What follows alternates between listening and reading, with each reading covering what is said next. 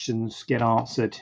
Yeah, that's right. It's the live Q&A with JJ Staiano, yours truly. And as per usual, the TikTok has crashed because it can't cope. Because what do I need to do to the iPad to make it cope? I mean, anyway, get a new one probably. It's ancient. But I only use it for TikTok. I would say I only use it for TikTok and Clash of Clans, but in fact, Clash of Clans has stopped working because it's no longer supported. So I've lost my Clash of Clans account. Town Hall 16. But anyway, never mind. Easy come, easy go. Not that easy to come, to be honest, but there you go anyway.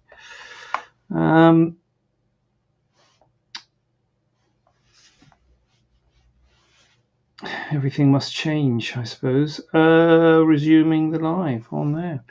So I've got some questions to answer in more ways than one. Actually, no, just in one way, in the normal answering questions way. And I'm going to do that right now because goodness knows if I wait for someone to ask, I'll be here for some time. Good to see Jackie. He's here tonight. Nice to see you. Long time no see. Probably a week, isn't it? But I hope you're all right. Hey, Jackie, did you know whether you need to have your hair shaved if you're having a cyst removed from your scalp? Well, if you did know, then you are free to go. But if you didn't know, then I'm going to enlighten you. And the answer is no. Well, I don't know if I'm doing the surgery. I think people are different. And I saw someone the other day.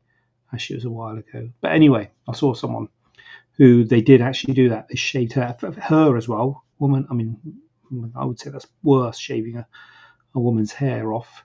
Because she has some cysts on it, a few cysts on her scalp. But I can't. I mean, I understand why they've done it. It's a lot easier to do the surgery if the hair's shaved off. But I don't shave any hair at all. No, but I honestly don't know what other people do. Well, I know that obviously that woman had her hair shaved, but I think anyway. So yeah, I don't, but it's a good question to ask. And I guess if you're having another surgeon, you better check with them. I wouldn't say that you never have hair shaved if you're having a cyst removed, because maybe some people will shave hair. Who knows? Yeah, no is the answer to that one. Can I have steroid injections on my acne scar? Well, yes, you can if it's appropriate. I mean, steroid injections are good for scars that are hypertrophic, raised, red, keloid scars, hypertrophic scars. So if you have active acne with kind of inflammation, then no, steroid injections wouldn't be good, because steroid actually kind of delays healing.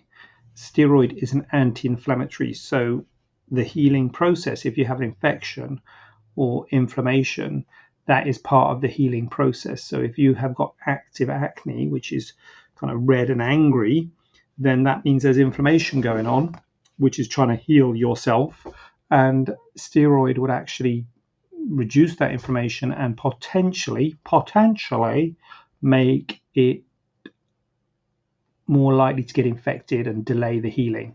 So it can delay healing. So you would only use it in an acne scar that was kind of like cold, kind of run its course. So it's like a few months after any active inflammation was present. And if you are then left with a raised, lumpy, particularly if they're itchy scar, then steroid can help on any scar, not just an acne scar. So steroid is good for a hypertrophic or a keloid scar, but it's usually done several weeks, maybe even several months after the healing of that scar has kind of finished. So if it's appropriate, yes, you could have steroid injection in your acne scar. As ever, send us a photo, give us a bit of history, and we can give you an opinion without necessarily having to come to the clinic, to save you a journey and just in case it is not appropriate. But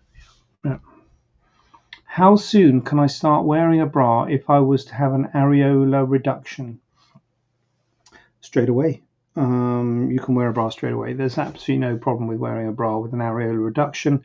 So the areola reduction scar is circumferential around the areola, and a bra is not going to do anything either way with that. So you don't need a special bra. You don't need it as in a sort of post-op sport bra. You can just wear a normal bra, and there is no limitation as to when you can wear it. So you can actually walk out of the operating room with your bra on. You can put your bra on straight away at the end of the op. It's not going to have any effect on the surgery. The bra is important when you're having kind of breast reshaping surgery. If your breast is being reshaped somehow, lifted, or implants, or some integral shaping into your breast. Sometimes we would worry a little bit if you were having an inverted nipple correction, so not an areola reduction but an inverted nipple correction. You've got to be a little bit careful with the bra that you wear, in that you don't want anything that's going to give pressure on the nipple. So kind of like a sports bra or a post-op bra is actually contraindicated. So you wouldn't put a tight bra on after an inverted nipple correction. So sort of paradoxically, you want a normal bra after an inverted nipple correction, because a normal bra has kind of emptiness at the apex of the breast, so it doesn't have any pressure on the nipple. Whereas a post-op bra or a sports bra, is made to compress the breast, and you don't want compression over your inverted nipple repair. So post-op bras should really be called post-op bras in brackets, as long as it's not an inverted nipple op, because you wouldn't want them for inverted nipple ops. But the question at hand is areola reduction. So yeah, there's no problem with wearing a bra, any type of bra, post-op bra, normal bra after an areola reduction straight off the bat. Can I have a cyst removal if I was on antibiotics? So this was a patient who is on. So the question is, what are you on antibiotics for? So if you're on antibiotics for your cyst, so if your cyst was infected or inflamed and you've been given antibiotics, it's probably best not to have the cyst removed until that has all cleared up. So you kind of want any kind of infection to completely clear up before you would have the cyst removed. So if you were still on the antibiotics, I would say no, you're probably better off not having the cyst removed.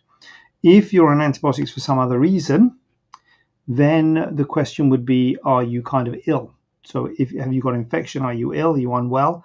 It might not be a good idea to have the surgery, the cyst removed, if you're unwell. But if for whatever reason you're on antibiotics for something other than your cyst and you're quite well in yourself, being on antibiotics in themselves is not a contraindication to having your cyst removed. So if, I don't know, you've had some dental treatment, they've covered you with antibiotics encased or something like that, I don't know, then you could have the cyst removed. So yeah, it kind of depends on what you're on the antibiotics for. Can you laser a mole instead of surgically remove it to cause less of a scarring? Well, you can laser a mole. Yes, you can. I've done a blog post on this. I'm not a big fan. I don't do laser, so I'm probably not in a very good position to be unbiased on it. You probably want someone who does laser and surgery to give an unbiased opinion on it. But my opinion on laser is it's not great for moles. It's good if you've got multiple moles, because you can sort of, zap them all. But if you just got one mole, then you can't send it away for histology. You can't send it away to have a look under a microscope. So that's the main kind of downside of laser in my view. I mean, but you can remove, you can destroy that piece of skin, which is basically what removing a mole is about, with a laser. But it would be quite a sort of ablative laser, so it would potentially cause scarring. The scarring is related to how deep the injury is to the skin. So and the depth of the injury depends on the depth of the mole, because you want to get all of the mole out. So if the mole is sort of deep in the dermis, deep in the skin, then you're going to need to do an injury of that depth, and there's going to potentially be scarring, whether it be laser or surgery. If it's a superficial mole, you might be able to do a shave excision or something like that, then that's less of a injury and less of a scar. So I don't think laser necessarily gives less scarring. I think you can get similar results with laser and excision. The main benefit of excision is you can send it for histology, but if you're not going to send it for histology, there is an argument to say you could have laser, but I don't do it, as I say, and I don't think it will necessarily give you less, because you need to damage that level of skin. If you don't damage that level of skin of how deep the mole is, then when it all heals, you'll get less scarring, because it'll be less thermal energy. You'll get less scarring, but you will potentially still have the mole there. So that's the worry. If you don't don't do enough, you still have the mole there. And if you do too much, you get more scarring. But you could argue that's kind of potential for surgery as well. You can do too much. But, yeah. So I don't think laser is, but if you're a laser practitioner out there and you feel that laser does give less scarring, then please join me and we can educate the world regarding the laser scarring debate.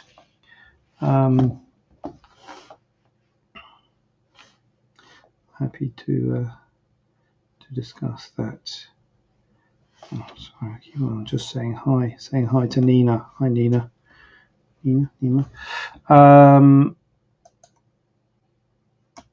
How soon can I wear earrings after an earlobe repair?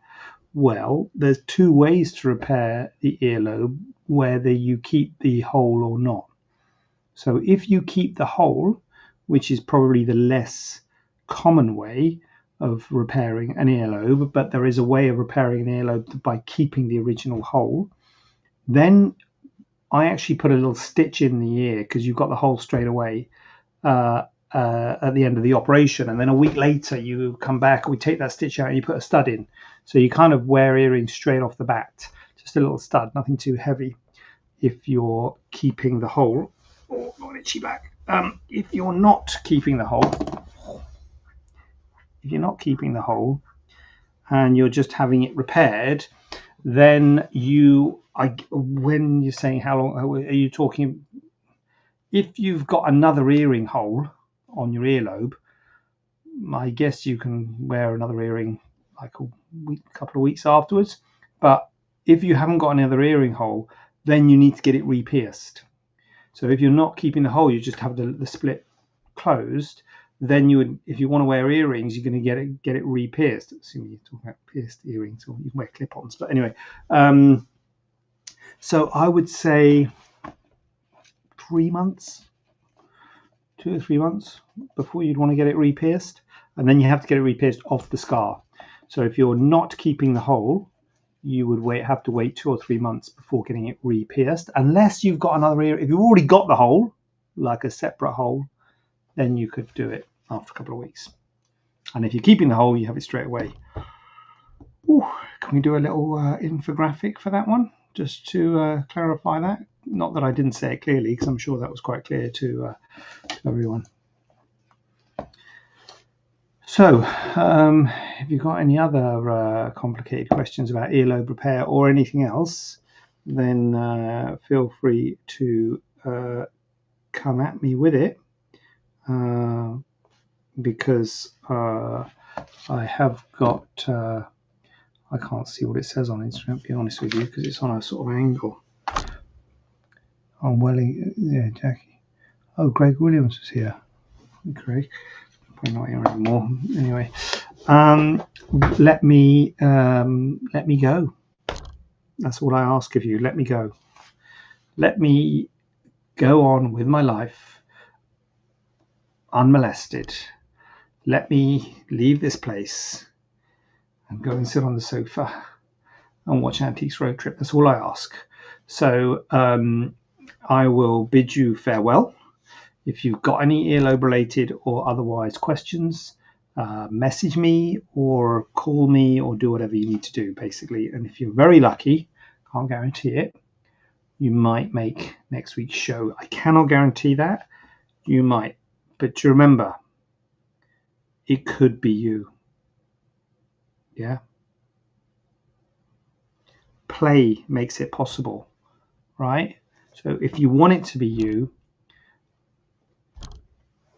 yeah, you know what I'm saying? Drop a note in the chat, yeah, and you could be on next week's show. But God knows there's a lot of competition out there, because as you can tell, the reach of this man is astronomical. So I'm sure you can imagine the amount of questions he gets every week. So only a few make the cut. So I can't guarantee you'll make the cut. But as I say, just try. Just get yourself in there. Get yourself in the game. Throw your hat in the ring. And who knows? Oh, hello, Queen Nelly. Hello, darling. Hello, Queen. Yeah, Queen Ellie. Yeah, hello, Queen Ellie. Yeah, put my goggles on. Yeah, nice to see you. Thanks for a comment. Yeah, got a comment, everyone. Good. So yeah, Queen Ellie, I'm gonna listen, Queen Ellie. Can we continue this conversation next week? Maybe. Yeah, same time, same place. So yeah, Queen Ellie and others. I'll see you all 7 p.m. next Tuesday. And thank you very much for commenting. And I'm gonna wrap it up, basically. Yeah.